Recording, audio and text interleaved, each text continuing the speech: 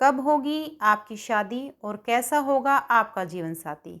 जानिए अपनी कुंडली के अनुसार।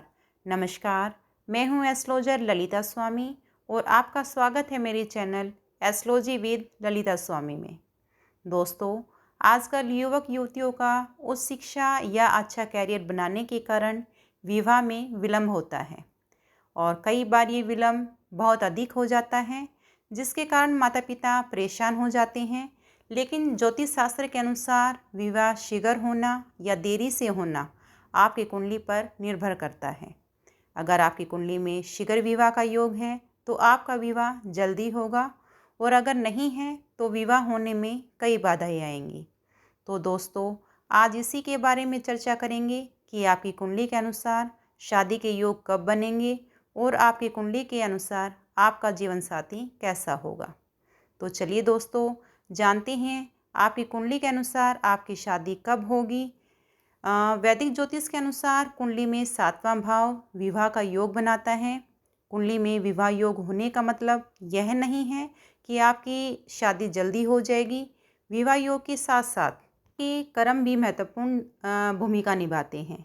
विवाह योग और जल्द शादी के उपायों का उपयोग करके आप अपनी शादी की संभावनाओं को बढ़ा सकते हैं। तो दोस्तों, आइए जानते हैं कि आपकी कुंडली के अनुसार विवाह के योग कब बनते हैं।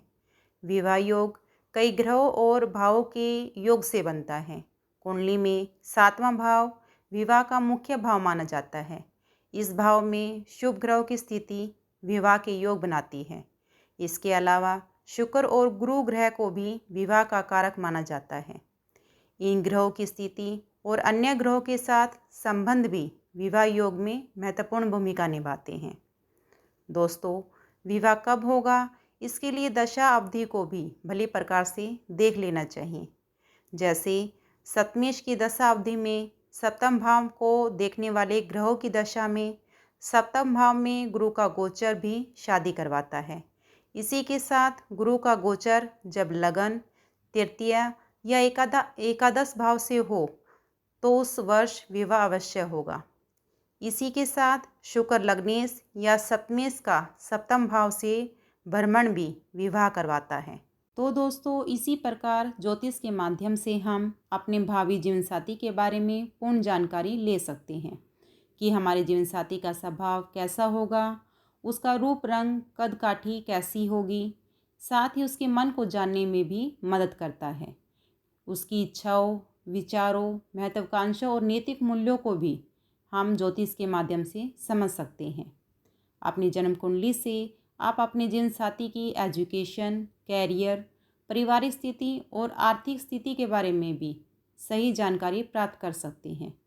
शादी के बारे में आपके लाइफ पार्टनर की क्या प्राथमिकताएं हो सकती हैं, वो किन बातों को लेकर ज़्यादा चिंता या सोच विचार करने वाला होगा। ये सभी बातें लाइफ पार्टनर के साथ साथ आपके वैवाहिक जीवन की बेहतर तस्वीर दिखाती है। दोस्तों, ज्योतिष कोई छलावा नहीं है, बल्कि वो वास्तविक सच्चाई है जो आने वाले कल की बुनियाद को मजबूत बनाने में मदद करती है।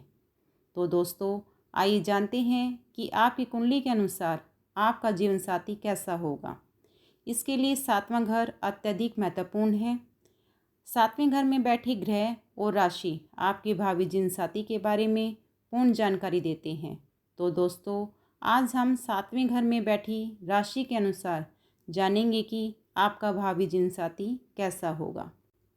मेष राशि, यदि 7वें भाव में मेष राशि है तो व्यक्ति का जीवनसाथी आकर्षक और मौज मस्ती करने वाला होता है। हालांकि इनके आक्रामक स्वभाव के कारण रिश्ते में टकराव हो सकता है। इसके बावजूद इनका जीवनसाथी प्रेम करने वाला और मेहनती होता है। 7वें भाव में वृषभ राशि, 7वें भाव में वृषभ राशि वाले लोगों को एक रोमांटिक और अच्छा दिखने वाला जीवनसाथी मिलता है। वे व्यक्तिगत साज सज्जा के अलावा कलात्मक गतिविधियों और धार्मिक प्रथाओं में भी रुचि लेते हैं। ऐसे व्यक्ति अपने पार्टनर के प्रति समर्पित भी होते हैं। 7वें भाव में मिथुन राशि, 7वें भाव में मिथुन राशि वाले व्यक्तियों को एक आकर्षक और युवा दिखने वाला जीवन साथी मिलता है, जो संगीत के अलावा लेखन में भी आनंद लेता है। वे बुद्धिमान होते हैं, लेकिन अच्छे कपड़े और गहने जैसी भौतिक संपत्ति को भी महत्व देते हैं। सप्तम भाव में कर्क राशि, यदि सप्तम भाव में कर्क राशि हो तो व्यक्ति के जीवन साथी का रंग गोरा होगा और वह जीवन में भाग्यशाली भी होगा। वे आमतौर पर शांतिपूर्ण होते हैं, लेकिन दूसरों द्वारा चोट पहुंचाने पर कठोर हो सकते हैं। सप्तम भाव में सिंह राशि, सातवें भाव में सिंह राशि की उपस्थिति से पता चलता है कि ऐसे व्यक्ति का जीवन साथी एक प्रभावशाली व्यक्ति का स्वामी होगा, लेकिन गर्म दिमाग का भी हो सकता है। इसके अतिरिक्त इनका शारीरिक स्वरूप आकर्षक और भाग्यशाली होगा। सातवें भाव में कन्या राशि, यदि सातवें भाव में कन्या राशि है तो व्यक्ति के जीवन साथी को सही गलत की गहरी समझ होगी और उनका दृष्टिकोण निष्पक्ष होगा। वे शादी के बाद सौभाग्य भी लाएंगे। सातवें भाव में तुला राशि, जिनकी कुंडली के सातवें भाव में तुला राशि है तो व्यक्ति को एक प्रतिभाशाली और आकर्षक जीवन साथी मिलता है। यह साथी धार्मिक प्रवृत्ति वाला होगा और आकर्षक तरीके से बातचीत करता होगा।